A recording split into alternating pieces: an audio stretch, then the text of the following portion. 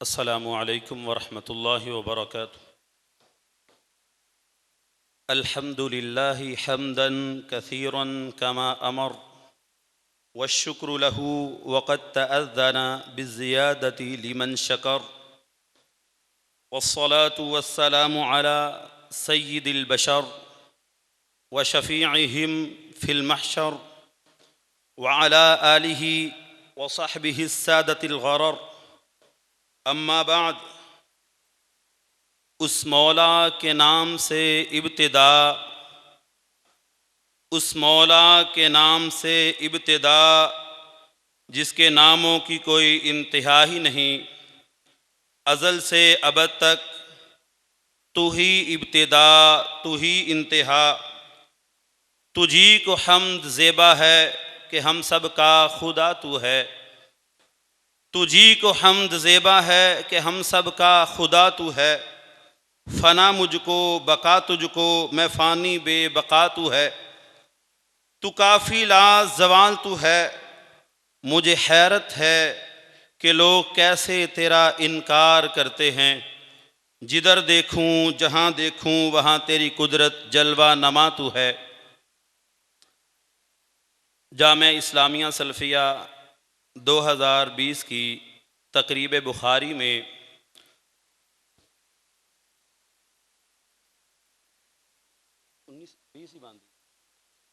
2020 کی تقریب بخاری میں ہم آنے والے معزز مہمانوں کو طلبہ جامعہ اسلامیہ سلفیہ اور اساتذہ کرام کی طرف سے اہلاً سہلاً مرحبا کہتے ہیں۔ تمام تعریفات اللہ کے لیے جس نے آج کے دن ہمیں یہ موقع دیا ہے کہ ہم سب اللہ رب العزت کی رضا کے لیے اور ایک دوسرے سے محبت رکھتے ہوئے یہاں جمع ہوئے ہیں۔ رسول اللہ صلی اللہ علیہ وسلم کا فرمان عالی شان ہے کہ اللہ کے کچھ بندے ایسے ہوں گے جو نہ نبی ہوں گے نہ شہید ہوں گے، لیکن اللہ رب العزت ان کو ایسا مقام و مرتبہ عطا کرے گا کہ ان کے مقام و مرتبہ کی وجہ سے انبیاء اور شہید بھی رشک کریں گے۔ وہ کون لوگ ہوں گے؟ وہ ایسے لوگ ہوں گے جو بلا کسی وجہ سے ایک دوسرے سے محبت کرتے ہوئے ایک دوسرے سے ملاقات کریں گے، اور اللہ رب العزت ان کے چہروں کو روشن کرے گا اور نور کے ممبروں پہ جلوہ افروز کرے گا۔ اب میں بلا تاخیر تقریب کا آغاز تلاوت کلام مجید سے کرتا ہوں۔ تلاوت کلام مجید کے لیے تشریف لاتے ہیں قاری المقری جناب قاری سعید احمد سعید صاحب، مدرس شعبہ تجوید القرآن جامعہ ہادہ، تشریف لائیں اور اپنی پرسوز آواز کے ساتھ ہمارے دلوں کو قرآن کی روشنی سے منور فرمائیں۔ اعوذ باللہ من الشیطان الرجیم۔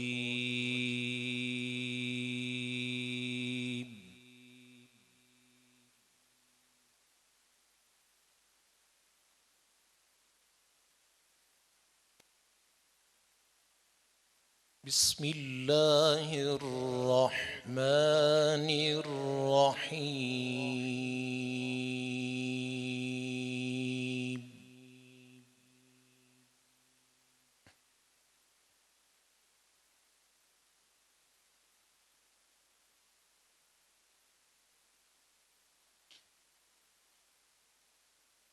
تبارك الذي جعل في السماء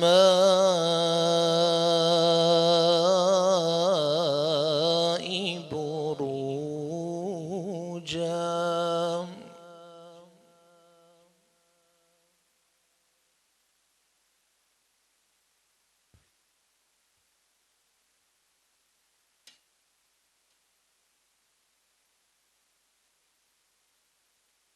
بروجا وجعل فيها سراجا وقمرا منيرا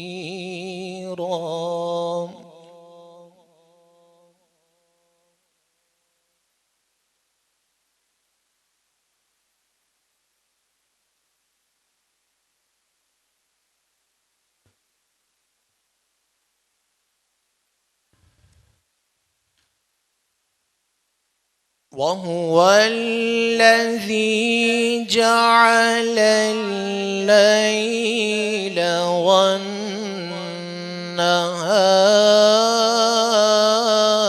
والنهار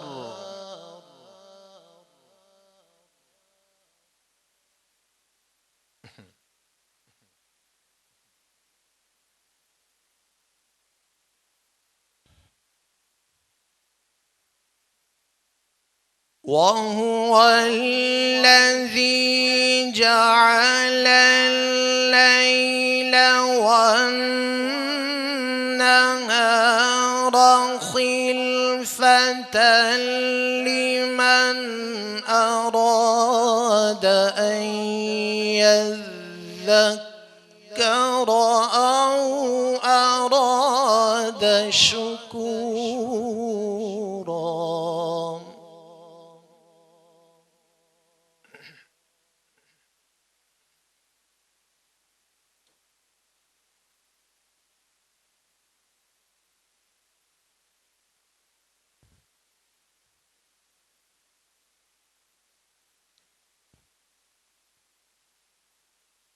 تبارك الذي جعل في السماء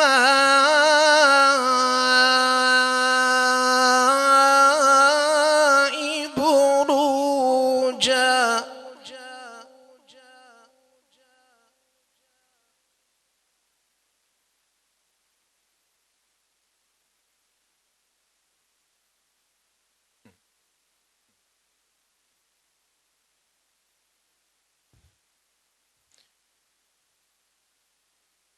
تبارك الذي جعل في السماء بروجا وجعل فيها سراجا وقمرا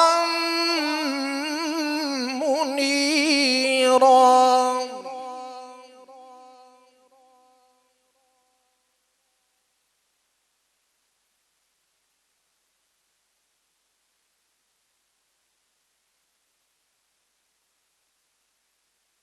وهو الذي جعل الليل والنهار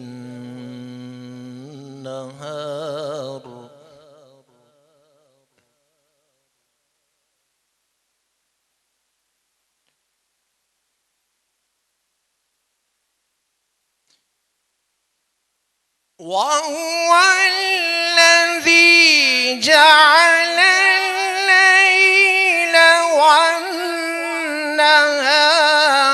خلفة لمن أراد أن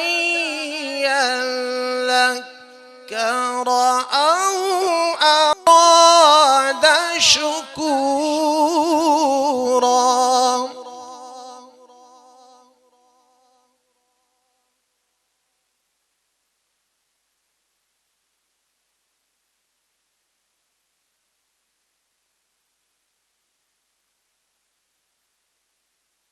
وعباد الرحمن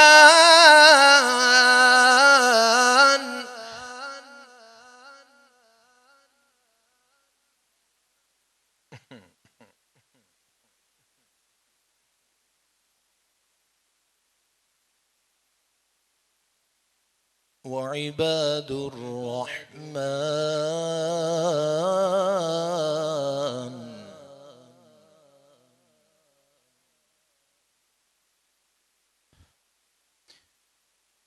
وعباد الرحمن الذين يمشون على الأرض هونا وإذا خاطبهم الجاهلون قالوا سلاما.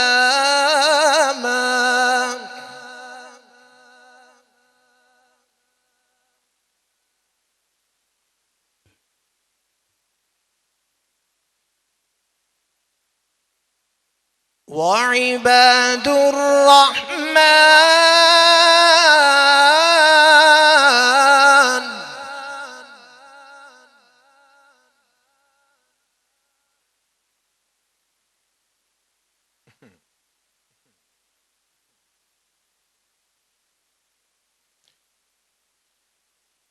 وعباد الرحمن الذين يمشون على الأرض هونا وإذا خاطبهم الجاهلون قالوا سلاما.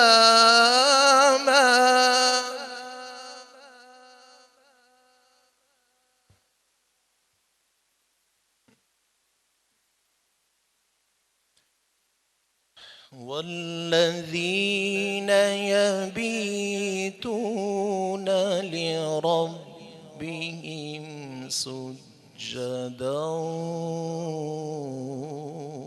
وقياما.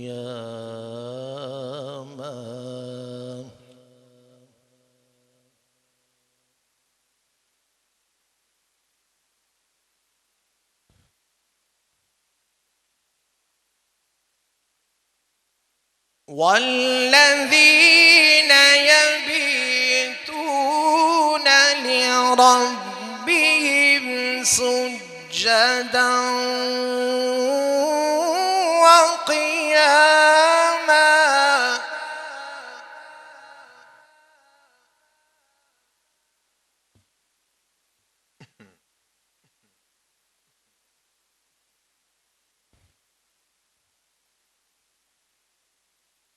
بسم الله الرحمن الرحيم.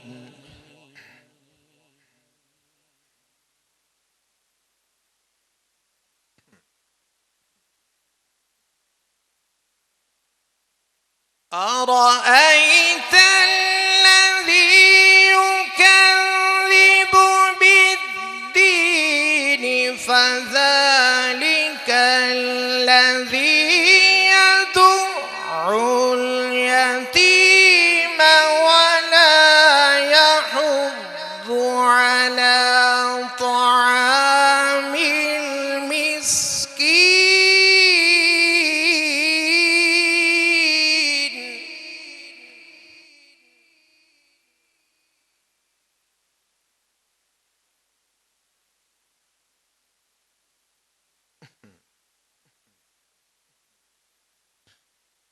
أرأيت الذي يكذب بالدين فذلك الذي يدع اليتيم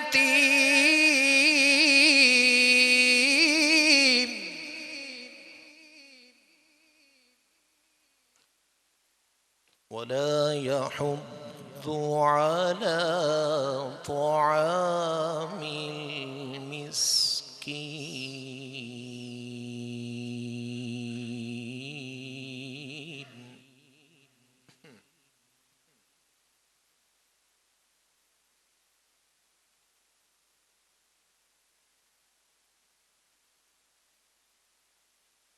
فويل للمصلين الذين هم عن صلاتهم ساهون.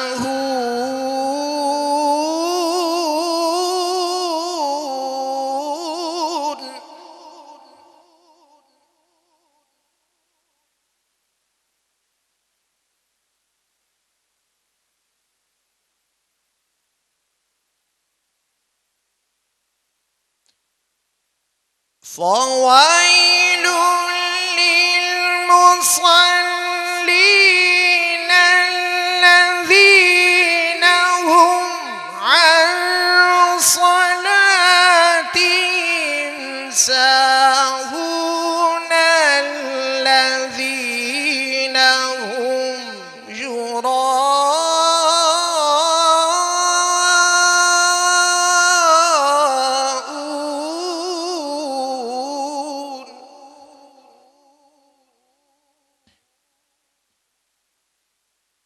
الذين هم عن صلاتهم ساهون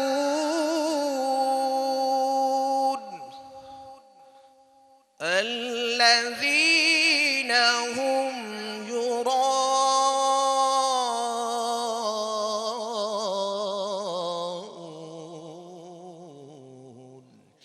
ويمنعون الماعون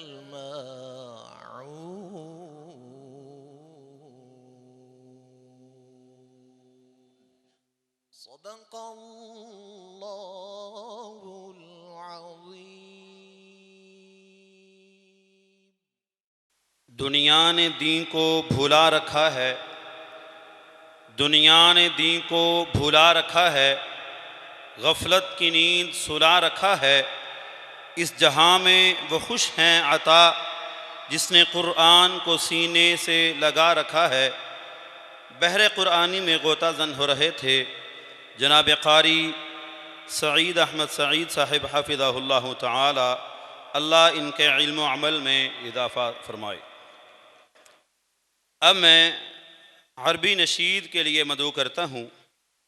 अम्मल आन उक़द्दिमु लकुमुल अख़ अल हाफ़िज़ उमर अब्दुल माजिद व सयुल्क़ी अलैना कलिमातिही फ़ल्यतफ़व्वल मशकूरा। السلام عليكم ورحمة الله وبركاته. دع الأيام تفعل ما تشاء وطب نفسا إذا حكم القضاء ولا تجزع لحادثة الليالي فما لحوادث الدنيا بقاء وكن رجلا على الأهوال جلدا وشيمتك السماحة والوفاء وإن كثرت عيوبك في البرايا وصرك أن يكون لها غطاء تستر بالسخاء فكل عيب يغطيه كما قيل السخاء دع الأيام تفعل ما تشاء وطب نفسا إذا حكم القضاء ولا تجزع لحادثة الليالي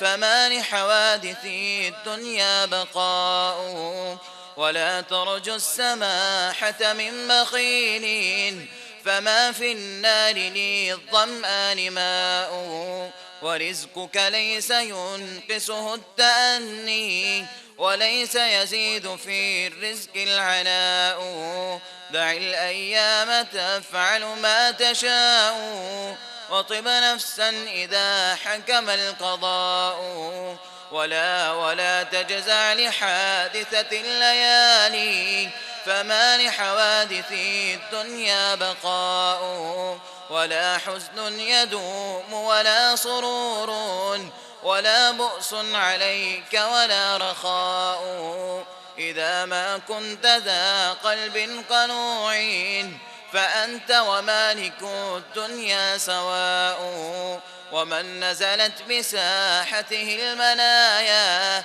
فلا أرض تقيه ولا سماء وأرض الله واسعة ولكن إذا نزل القضاء ضاق الفضاء دع الأيام تفعل ما تشاء وطب نفسا إذا حكم القضاء ولا تجزع لحادثة الليالي فما لحوادث الدنيا بقاء. जज़ल्लाहुल अंफ़ الحافظ عمر عبد الماجد على ما قدم وأجاد وأفاد بارك الله في علمك وعملك ورزقك. अब मैं इंग्लिश खताब के लिए दावत देता हूँ. Without wasting of your precious time, I would like to invite Maulana Hamza Nafasat to come on dais and share his past experiences. Assalamu alaikum wa rahmatullahi wa barakatuh. All praises to be Allah subhanahu wa ta'ala, the Lord of the world, the master of the day, the creator of everything in this universe. Peace and salutation be upon our Prophet Muhammad sallallahu alaihi wasallam, who has brought us from the darkness into the brightness and guided us into the right way of life. Dear friends, it is a good opportunity for me that I would like to give a speech on the topic of our beloved Prophet Muhammad sallallahu alaihi wasallam. First of all, Muhammad sallallahu alaihi wasallam was born in Makkah in 571 AD. The name of his father was Abdullah and the name of his mother was Amina. Muhammad sallallahu alaihi wasallam born after the death of his father, and his mother also died when he was only 6 years old. Muhammad sallallahu alaihi wasallam brought up by his grandfather Abdul Muttalib and later on by his uncle Abu Talib. From very childhood, Muhammad sallallahu alaihi wasallam was serious minded and very often used to think about everything which he saw around him. As a young boy of 13-year-old, he joined his uncle in his business, and at the age of 25 years, he was employed by a rich widow, Hazrat Khatija raziyallahu ta'ala anha, for looking after her business.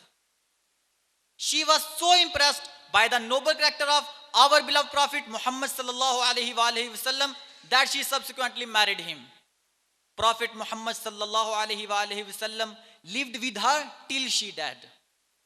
After her death, Prophet Muhammad sallallahu alaihi wasallam married other women who were also widows except the fourth, Hazrat Aisha raziyallahu ta'ala anha, who was the daughter of Hazrat Abu Bakr Siddiq raziyallahu ta'ala anhu.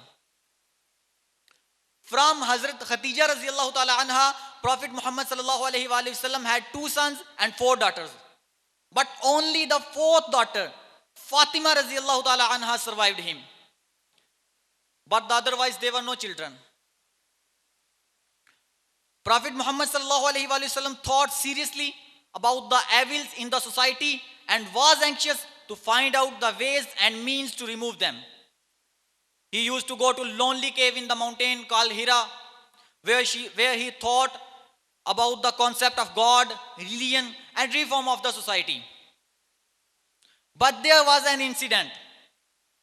When the year was 609 AD, the month was Ramadanul Mubarak, and the day was Monday. Prophet Muhammad sallallahu alaihi wasallam heard a strange voice.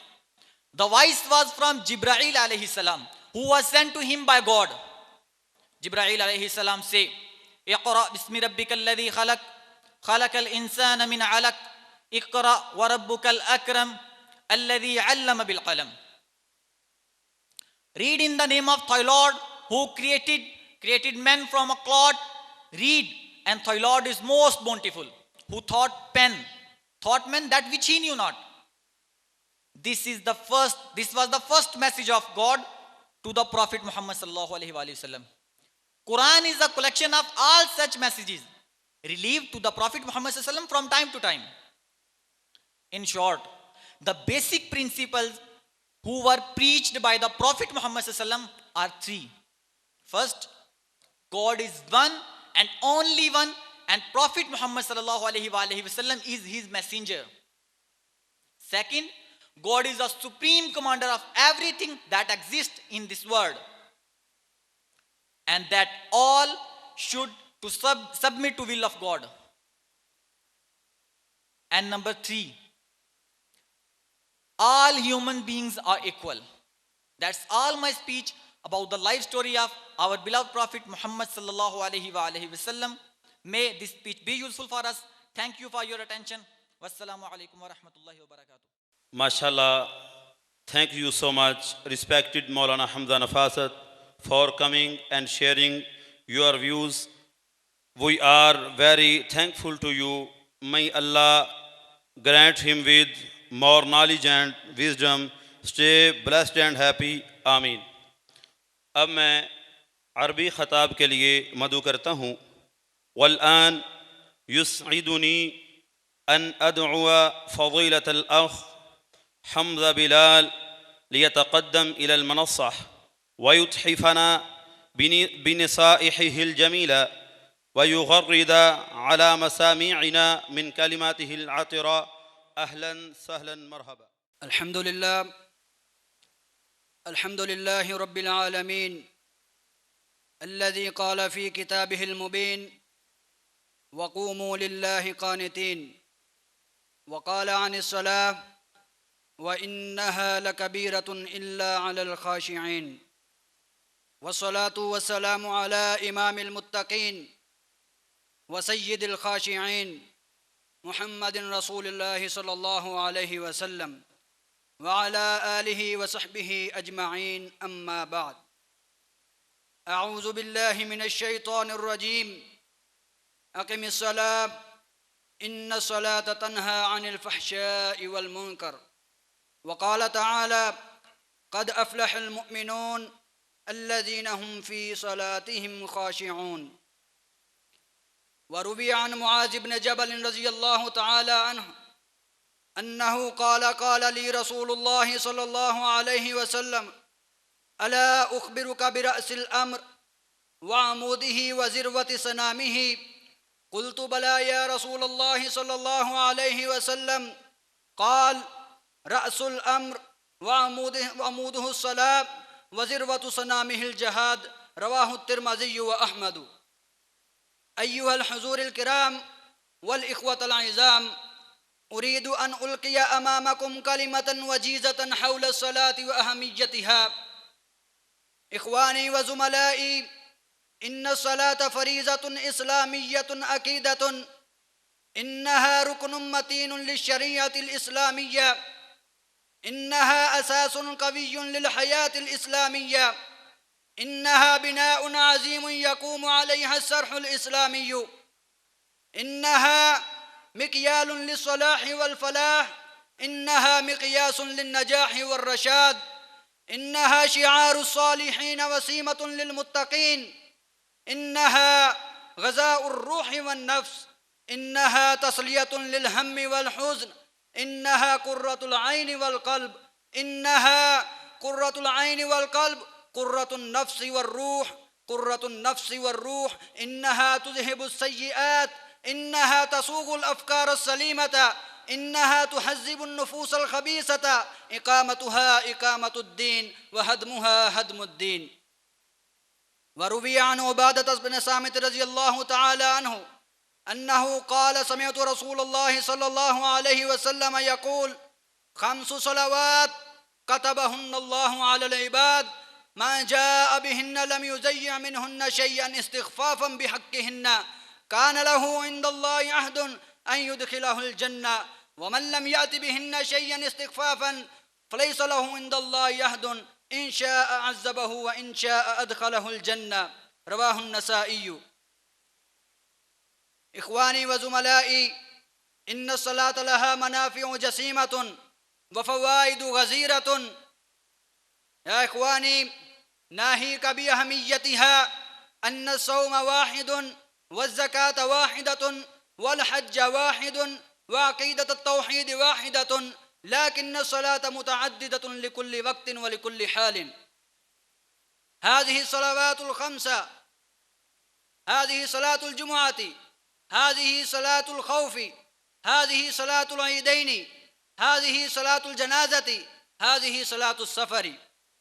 ناهيك بأهميتها أن الزكاة لا تقسم إلا في فقراء المسلمين، وأن الصوم لا يجب إلا في شهر معين، وأن الحج لا يؤدى إلا في المكان المخصوص، لكن الصلاة حررت عن القيد والخصوص، فجعلت لها الأرض كلها مسجدا برا وبحرا ناهيك بأهميتها أن المكان الذي تؤدى فيه الفريضة من الصلاة تنور بها وتشرف، فهو بقعة مشرفة، فهو بقعة منورة، فهو بقعة مكرمة. من عمره وبناه فله فضائل جمة، فكيف من أداها بنفسها. وقال النبي صلى الله عليه وسلم: من بنى مسجدا بنى الله له بيتا في الجنة. وقال: خير البقاع مساجدها وشر البقاع أسواقها، لا يعمرها إلا من آمن بالله واليوم الآخر. وقال تعالى: إنما يعمر مساجد الله من آمن بالله واليوم الآخر، ولا ظالم أكبر من منعها وخربها. فمن أظلم ممن منع مساجد الله أن يذكر فيها اسمه وسعى في خرابها. فيا إخواني، عزوا عليها بالنواجذ ولا تغفلوا عنها في أي حال من الأحوال، وإلا يكون لنا الخسران العظيم. أكتفي بهذه الكلمات، وصلى الله على خير خلقه، وآخر دعوانا أن الحمد لله رب العالمين.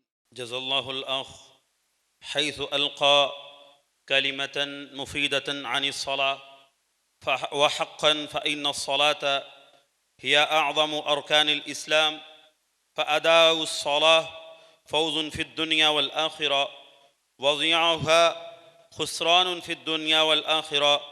فجعلنا الله من المقيمين للصلاة الفائزين في الدنیا والآخرہ۔ اب میں سیرت امام بخاری پہ نظم پڑھنے کے لیے دعوت دیتا ہوں۔ میری مراد حافظ عاصم رمضان صاحب تشریف لائیں اور نظم پیش کریں۔ السلام علیکم ورحمۃ اللہ وبرکاتہ۔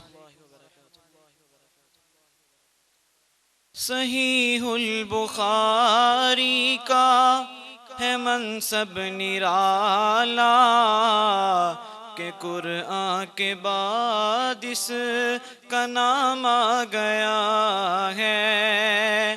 صحیح البخاری کا ہے منصب نرالا کہ قرآن کے بعد اس کا نام آ گیا ہے۔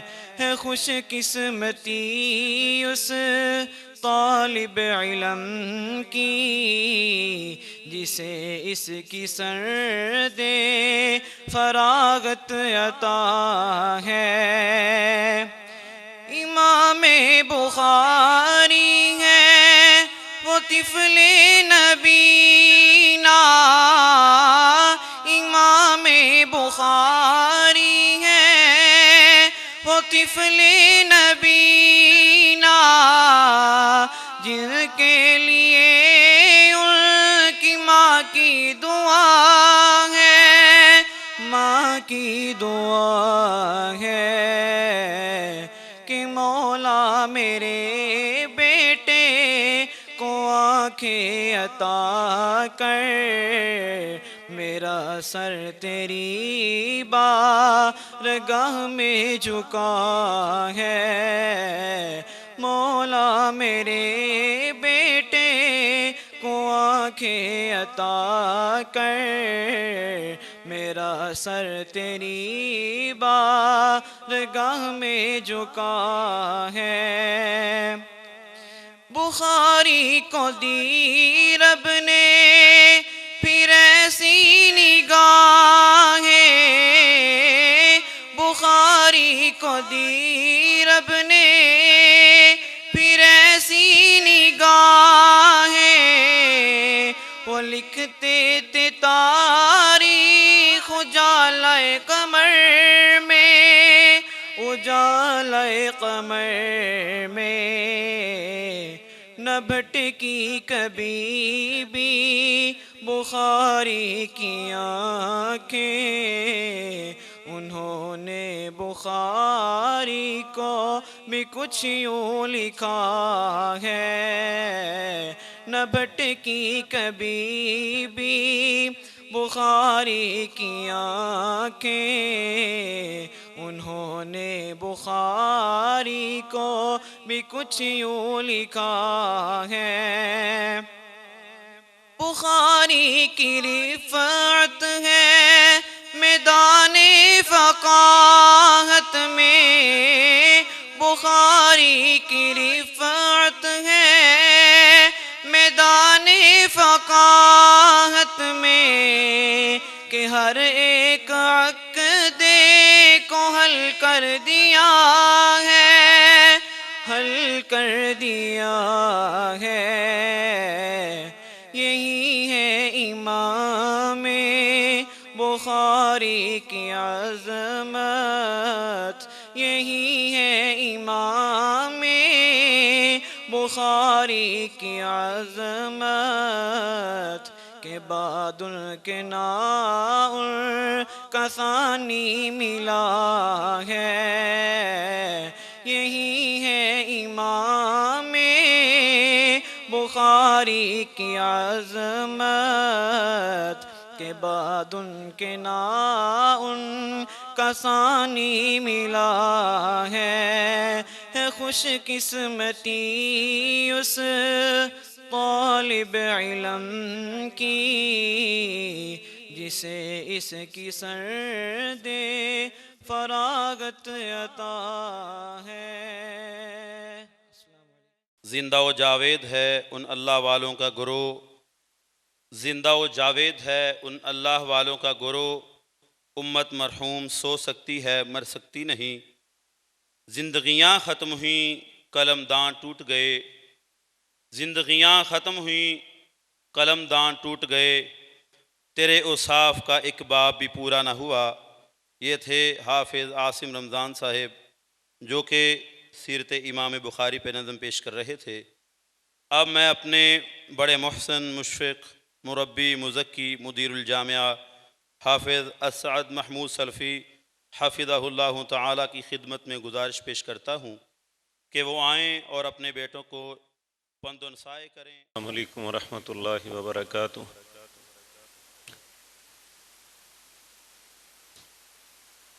آج کا پروگرام ہمارے عزیز طلباء نے اس طرح ترتیب دیا تھا کہ اس کا پہلا حصہ فارغ ہونے والے طلباء اور جامعہ کے دوسرے طلباء اپنی صلاحیتوں کا اظہار فرمائیں گے۔ آپ نے دونوں طلباء کی نظموں کو سنا اور ان علماء کرام کو جو ایک نئی زندگی کا آغاز کرنے چلے ہیں ان کی تقاریر کو بھی سنا۔ حقیقت بات یہ ہے کہ ہر لفظ پہ دل سے دعا نکلتی تھی، اللہ رب العزت ان بچوں کو دنیا اور آخرت کی ہر کامیابی عطا فرما دے۔ یہی اداروں کا عزت اور شرف ہے، اور میں اس معاملے میں ممنون ہوں اپنے ساتھیوں کا، ان کے اساتذہ کرام کا، جن کی دن رات کوششوں سے یہ خوبصورت موتی چمکے ہیں۔ اللہ رب العزت ہی اس چیز کا بدلہ انہیں دے گا، ہم تو صرف ان کا شکریہ ہی ادا کر سکتے ہیں۔ اللہ رب العزت ان شاگردوں کو، ان کے اساتذہ کو دنیا اور آخرت کی ہر نعمت اور بھلائی عطا فرمائے۔ اب پروگرام کا دوسرا حصہ اس طرح ہے کہ انشاءاللہ ابھی ہماری جامعہ کے شیخ الحدیث فضیلت الشیخ مولانا عبد الوحید ساجد صاحب سیرت و فقاہت امام بخاری رحمہ اللہ پہ ہمیں معلومات فراہم کریں گے۔ اس کے بعد عصر کی جماعت ہوگی، 3 بجے عصر کی جماعت ہے، اور عصر کی جماعت کے فوراً بعد امید ہے کہ شیخ تشریف چل پڑے ہیں، وہ 3 بجے تک ہمارے پاس پہنچ جائیں گے۔ عصر کی نماز کے فوراً بعد ان کا درس شروع ہو جائے گا، اور اس کے بعد ان خوش نصیب طلباء کو جو علوم اسلامیہ میں 18 طلباء ہیں جو آج سند فراغت حاصل کریں گے، اور یہ بچہ ابھی جو نظم پڑھ رہا تھا وہ بڑے ہی پیارے انداز میں انہیں خوش نصیب انسان قرار دے رہا تھا، اور یہ ایک حقیقت ہے کہ اس شخص سے زیادہ خوش نصیب کوئی نہیں جو اللہ کی کتاب اور جناب محمد الرسول اللہ کے فرامین کو سیکھتا ہے اور آگے پہنچانے کی کوشش کرتا ہے۔ انہوں نے سیکھا، اے اللہ تو انہیں اپنی بارگاہ میں قبول فرما لینا اور آگے پہنچانے والا بنا دینا۔ اور اس کے بعد یہ بچے جو ہیں یہ قرائے کرام ہیں، یہ 55 بچے ہیں الحمدللہ جنہوں نے تجوید و قرات میں مہارت حاصل کی۔ ان کے استاد شیخ نوید الرحمن صاحب، قاری سعید احمد سعید صاحب جن کی تلاوت آپ نے سنی، اور قاری عدیل صاحب، یہ 3 اساتذہ ہیں۔ ان کی محنت کا ثمرہ ہے یہ، اللہ ان کی محنت کو قبول فرمائے اور انہیں بھی قرآن کو ہر گھر میں پہنچانے کی توفیق دے۔ اور اسی طرح یہ 118 بچے ہیں جنہوں نے قرآن کریم کو اپنے سینے میں ضبط کیا ہے۔ یہ اللہ کا ہم پہ احسان ہے۔ اور ہماری یہ ساتھی اساتذہ جو ہیں، جو شعبہ تحفیظ القرآن کے ذمہ داران ہیں، یہ ان کی محنتوں کا ثمرہ ہے کہ آج یہ سفید کپڑے پہنے فرشتوں کی طرح بیٹھے ہوئے ہیں۔ اے اللہ جس طرح ان کے سینوں میں قرآن کو محفوظ کیا ہے، اے اللہ ان کو قرآن کا عامل بھی بنا دینا۔ جزاکم اللہ۔